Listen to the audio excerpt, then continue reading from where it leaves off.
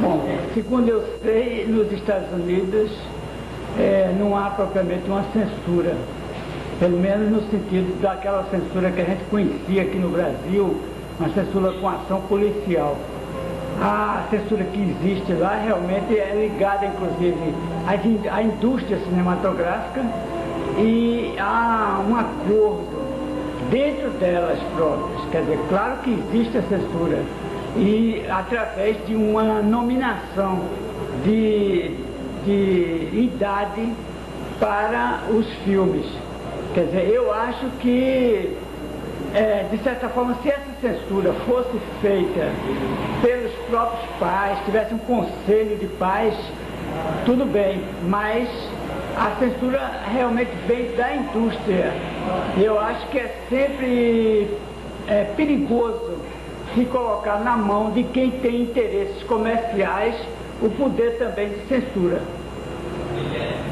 Qual a sua opinião com relação a algumas produções de desenhos animados, principalmente estrangeiras, que ao irem para os Estados Unidos têm suas cenas de violência e de sexo, qualquer coisa assim, e as produções norte-americanas não são censuradas, são censuradas apenas as de fora.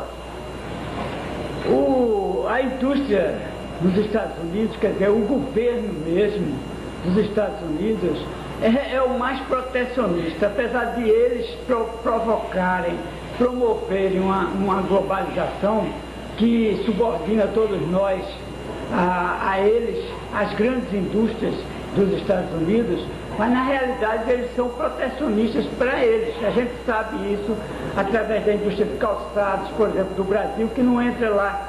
E também a indústria cultural, quer dizer, eles têm cuidado para que a indústria cultural de outros países não entre nos Estados Unidos. Então, o que eles puderem fazer para não deixar que essa indústria entre nos Estados Unidos, eles fazem. É o contrário do resto do mundo quase. Quer dizer, um ou outro país é que se rebela e não aceita essa imposição dos Estados Unidos. Mas a maioria aceita, como o Brasil, o governo brasileiro aceita, o governo da América do Sul todinha é subordinado praticamente, quer dizer, um ou outro é que se rebela. Então é uma coisa, dois pesos e duas medidas. Se eles deixam passar os filmes dos Estados Unidos, por que não deixam passar de outros países? Agora, com relação àquela série japonesa que causou problemas em algumas crianças, em epilepsia fotossensitiva, eu não sei se você está lembrado aquela série Pokémon que está passando aqui no Brasil atualmente, sabe qual é? Sei, Pokémon, sei. Qual a sua opinião sobre aquele episódio que causou aquilo nas crianças e que só foi exibido uma vez no Japão e depois nunca mais foi exibido? E está sendo exibido no Brasil? Está sendo exibido no Brasil, mas esse episódio foi cortado. Quer dizer, se houve realmente, se o resultado do estado doentio das crianças foi provocado por essa série. Agora, eu não sei se uma série de televisão, uma imagem, ela em si própria ela pode provocar. Quer dizer, ela deve ter provocado em algumas crianças, porque, por exemplo, todos nós, todas as crianças estão sujeitas a verem 1000 filmes. Por exemplo, se você assistir um pouco da televisão Globo de manhã, no horário de Angélica, você vai ver quanto desenho animado violento que está passando. Quer dizer, alguns realmente se afetam com aquilo, sem dúvida nenhuma. Algumas crianças se afetam e outras não se afetam, depende muito da estrutura psicológica de cada um. Mas claro, quer dizer, nós vivemos num mundo onde o bem-estar não é o que predomina, quer dizer, a preocupação maior do nosso mundo mesmo, todo, quer dizer, o global é explorar as pessoas, dominar, continua a dominação colonial, claro, hoje. Então isso tudo é em função de uma política mundial de globalização que só serve para dar lucros às grandes empresas. Agora, com relação, qual a sua opinião sobre a exibição de algumas séries como Cavaleiros do Zodíaco e Yu Yu Hakusho, que foram proibidas nos Estados Unidos e foram exibidas aqui no Brasil sem cortes? Pode ser até, se a gente analisar, são duas culturas, dois povos. O povo brasileiro é um povo mais aberto. Pode ser até que ele aceite isso tranquilamente e não tenha nenhuma influência, como praticamente não teve. Assim, aparentemente, quer dizer, nos Estados Unidos é uma sociedade mais estratificada do que a do Brasil, apesar de ser uma sociedade nova também, mas é uma sociedade mais estratificada do que a do Brasil. Então, qualquer coisa que sai dos padrões da sociedade, ele provoca maior efeito do que numa sociedade menos estratificada como é a do Brasil. Talvez não haja assim maiores prejuízos, mas claro que isso caberia a determinados setores analisar e ficar fiscalizando. Quer dizer, eu não sou... claro que a censura não deve existir, mas deve existir um certo conselhos de formado por pessoas capazes de analisar cada elemento, cada produto que vai passar na televisão. Isso anteriormente, quer dizer, para não provocar determinadas choques.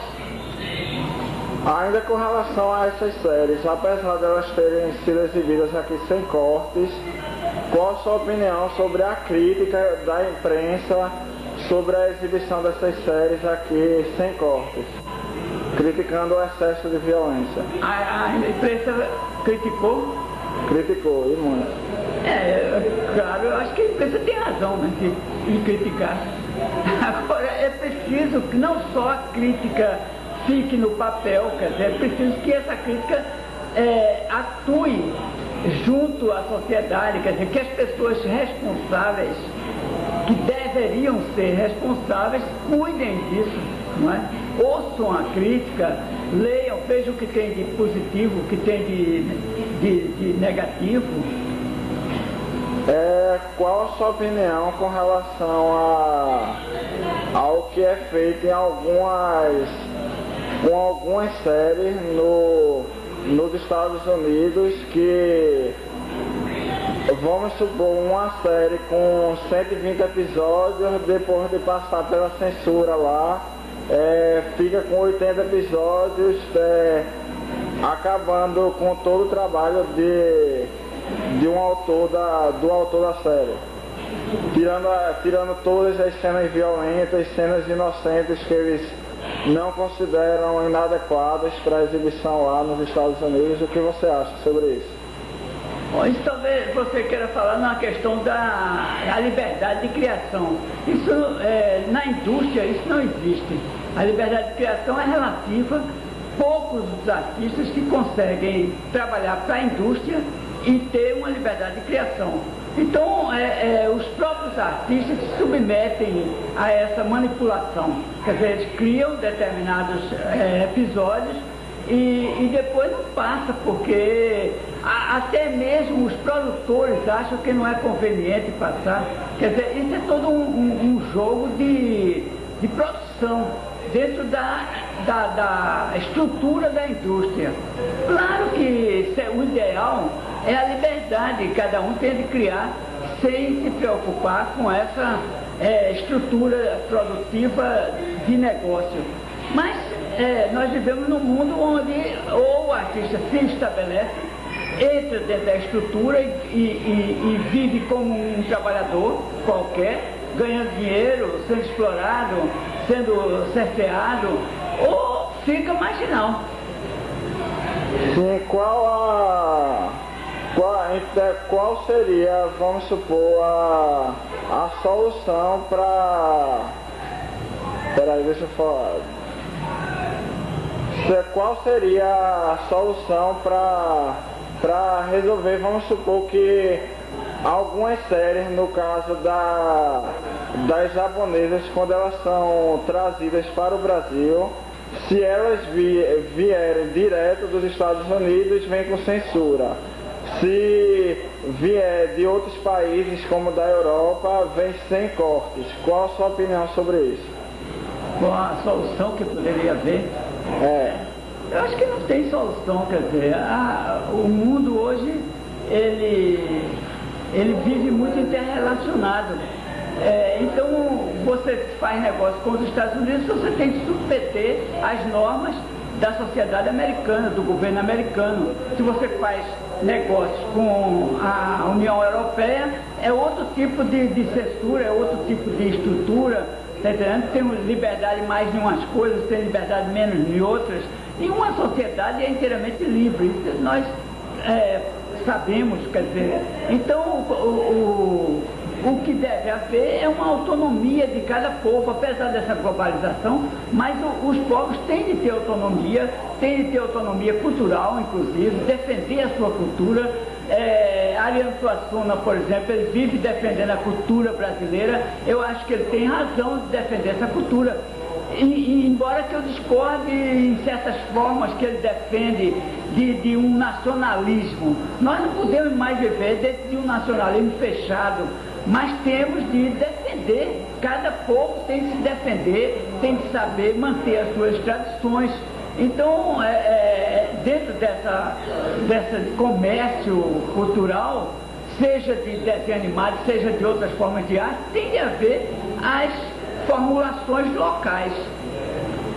E para concluir, qual a sua opinião, o que você falaria sobre a censura no Brasil, nessa área, no mercado fonográfico? Bom, eu acho que o Brasil substituiu a censura, quer dizer, suprimiu a censura, não é? Houve uma censura muito grave durante o período da ditadura, do golpe de 64, e hoje a gente vive numa relativa democracia. Claro que a gente não vive em democracia, mas uma relativa democracia. E para as televisões, por exemplo, o cinema já não sofre cortes, assim como sofreu nos anos 70, 80, né? Nos anos 90 já partimos para uma coisa mais livre.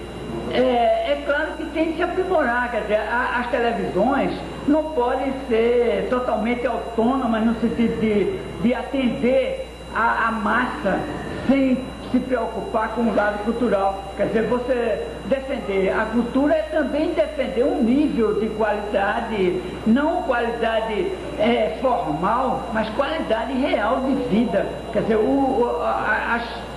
os meios de comunicação, o instrumental tecnológico, ela existe para servir ao povo e não para esmagar a população e fazer com que a população seja um bando de uma massa informe e sem capacidade de escolher, de nada.